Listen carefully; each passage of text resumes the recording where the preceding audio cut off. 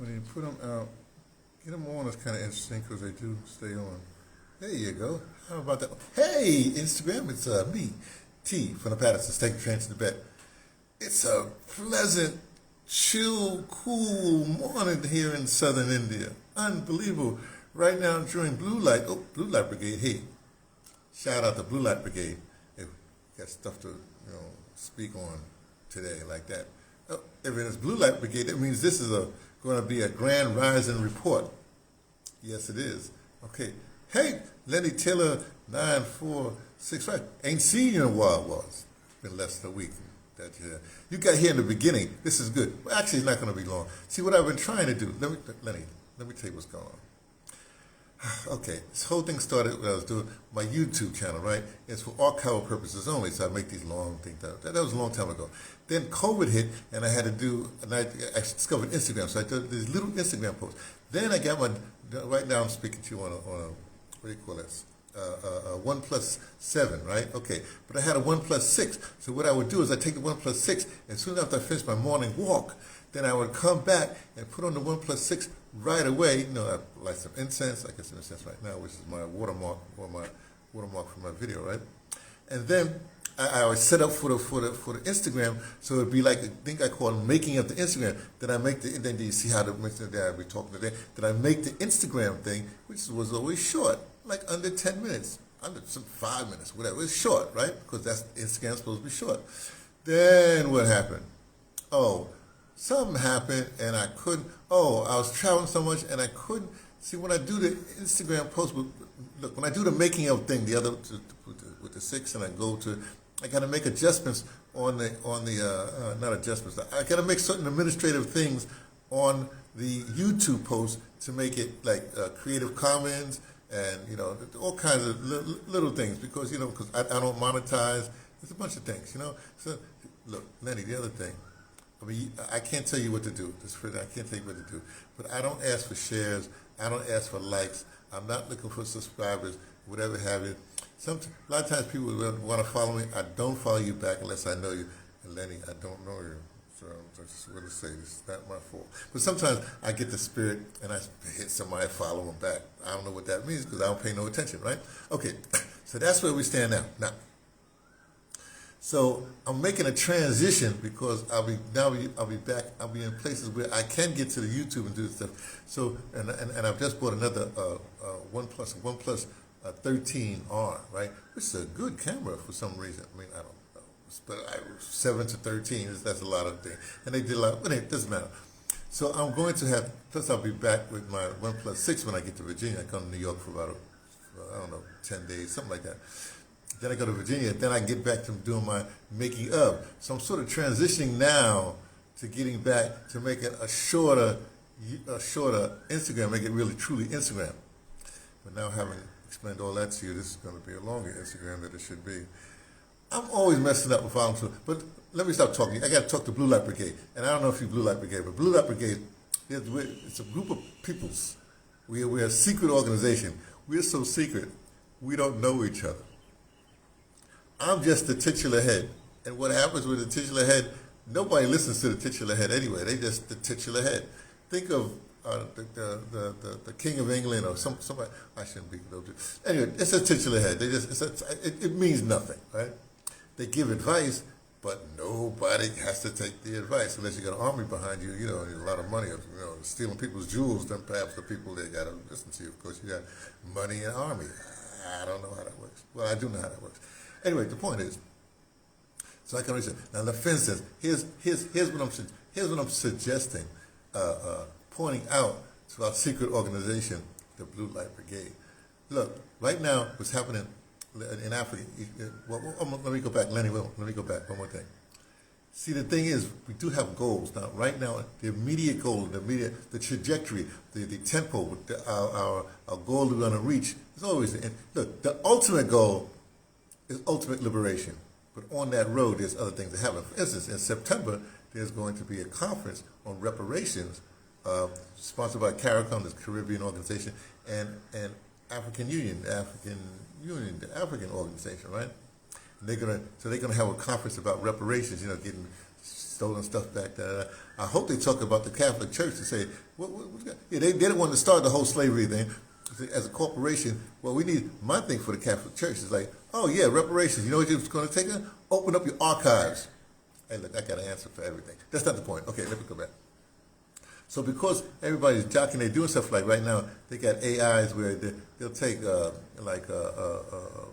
Beyonce or Usher or somebody like that, and they'll make a song about Ibrahim Traoré. That's interesting. You know, there'll be stories that are made up. They'll take an aspect of his life, like you know, maybe they'll take a street kid, and they'll make a story about how he meets the street kid, and then he institutes something in Burkina Faso to help street kids, or like an ex-girlfriend will find out she's a single mother, hawking in the streets, you know, trying to feed her children, and she'll make her the head of the women's kind of thing, and she'll be successful. So that's all that's going on, which is great, because I mean the names gets out there. They even had one where I love this one. They had one. Well, the one that's really funny is the one that, because you know that Langley. I like to say Langley because it means the CIA as well as this Negro peon, right? Langley, you know, said, "Hey, we need to overthrow this guy," you know, like that. And then, you know, they had one where he sees the light and he comes back and he apologizes and take everything back. Of course, it wasn't real, but these are stories that are made up, right? But the one I love best is that there's a congresswoman from I think Texas. Her name is Jasmine Crockett, right? And they do this one on her, and I'm going like, this is hilarious. All these stories are made up. So that's on one lane. Then you got the singers on another lane. Then you got all these African podcasters. They take little clips of stuff happen, and they do it, and then they make their commentary on top of it. There's so much happening, it's unbelievable, right? And then, of course, there's the I don't know, I won't say official stuff, but I won't even say the real stuff, but there's other, more mainstream, what you expect stuff, right? Now, us on the Blue Light Brigade, we gotta do stuff too, right? But since everybody's doing all that other stuff, one thing about the Blue Light Brigade, we don't do what everybody else is doing. That's all I can tell you, right? Now remember, I told you our focus is ultimate liberation, and a part of the way they're there, then we need to get to this reparation conference, which, like I said, is sponsored by CARICOM and the African Union, but they also invited the diaspora, right? So, okay, so what does that have to do with Ibrahim Traoré and ultimate liberation? That's the point, right? Because the diaspora, which includes the diaspora, whatever they're doing, you know, there might be Brazil, black people in Brazil, or melanated people in Brazil, you know, Africans in Brazil. Remember, you're African. Like, for instance, see that passport right there? That's an American passport. That's my passport, because I was reared in America. I was made in the South Bronx of New York City. My lineage goes back, or at least on my mother's side. My father's side, we'll talk about some. Well, we won't talk. Well, something about my father's side, right? But my mother's side, how you say, the maternal side, right? My great grandfather was a Gullah Geechee, which makes sense. But Gullah Geechee on that side. Also, my great grandmother was a Mohawk Indian. So there, I'm really American, melanated, you know, lineage, that kind of thing, right? So, but what that means, that's my lineage. That's my what I call my indigenousness. Indigenous. This means when that country was born, my peoples were there, so I'm indigenous to that country when the country was born. But the landmass, let's say with my great grandmother line with the Mohawk Indians, right, we're autochthonous. So I'm both autochthonous and indigenous. Autochthonous means the landmass. You know, you come from that landmass even before it was named or something or another. See, so I'm like a double yin or whatever. So I'm authentic. Lenny, go back in. One of the early things I suggested, to the Blue Light Brigade is that they should go back into their lineage and find all the people in their lineage, make stories about them, just like you're doing that. Make stories about them, you know, so you know more about yourself. The more you know about yourself, the more confident you are. The more you know what your fight is. I don't know about fighting, but you know where your position is. Oh, let's go back to fight. You're fighting because this is a fight, you know. And we have by the way, it's only me. Even I suggested for the rest of the group, right? our commander-in-chief is Captain Ibrahim Traore. I call him Commander Ibrahim. Okay. Now, but that's a private thing. Don't worry about that stuff. You can whatever you want to do. Like I said, you can be a part of Blue Light Brigade because nobody knows. It's a real secret organization because we don't even know who we are. All you have to do is when the blue light comes up every morning, it's a half hour before sunrise. In that time period, you have to do some kind of exercise. Okay. This morning, I really didn't do my exercise. Well, you can fall off work every now and then. But then I started talking to you during Blue Light Brigade, and I insist, okay, so you could rationalize. I insist that part of exercise is me exercising my mouth. Because I had the Bell's palsy came down on me, and it's getting better. So I got to exercise my mouth and get my articulation back because I used to be articulate. Because I'm a radio man, I have to be articulate. Anyway, the point is, you exercise in that 20 minutes, then you start your exercise, and then there's a 10-minute gap between the end of blue light and the beginning when sunrise happens, when the sun actually comes up above the horizon, sunrise. That's why this is a grand rising report, because it happens during, it could be later in the grand rising, it could happen, the first thing in the morning we get grand rising report, right? It's like, okay, so, but that 10 minutes, that's when we really do our thinking. What is it, only 10 minutes of thinking? Well, you're thinking all the time, but this is when it really, it pimples out. Oh, I shouldn't say pimple, that's not a good thing. It busts up, well, it happens. Okay. So that's what we are right now. That's why I tell you all that stuff and suggesting that, what we should be doing now, right, is as everybody's doing this other stuff, and we're going towards ultimate liberation, what we need to be doing is like researching what other nook and cranny we should be, bigging up. Big up. It's an old term. It's an old school term, to big up. I don't know what the term is at this stage, right? But we should be looking at other things to do, right? For our ultimate liberation, because everybody else has got this other stuff covered. You see what I'm saying? I mean, things like, for instance, let me give you an idea. Say, for instance, you had some money, I give you a better one. Here we go. As you may or may not know, when stuff was happening, the movement was happening back there in the 50s, right? Paul Robeson is a giant of a man, a superman in the 20th century. He was an athlete. He was an actor, singer.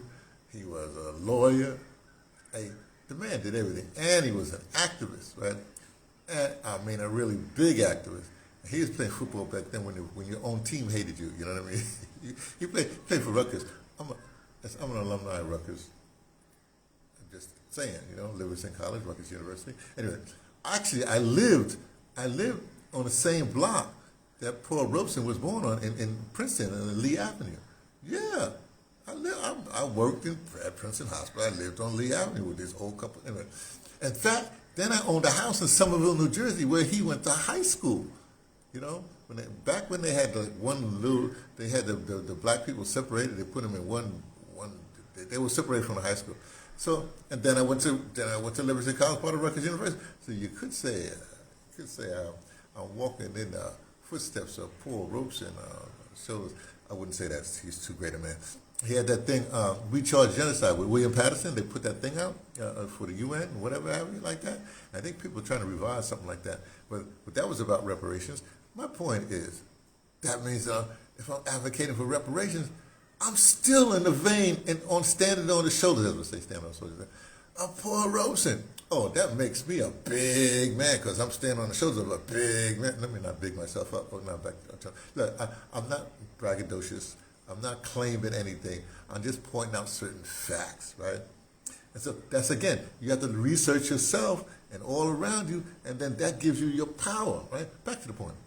Back then, when Paul Robeson was doing his thing, and the government was coming after him, right? The American government was coming and wanted to take his passport, stop him from being an American abroad, it is. Because, let me tell you, I'm an American.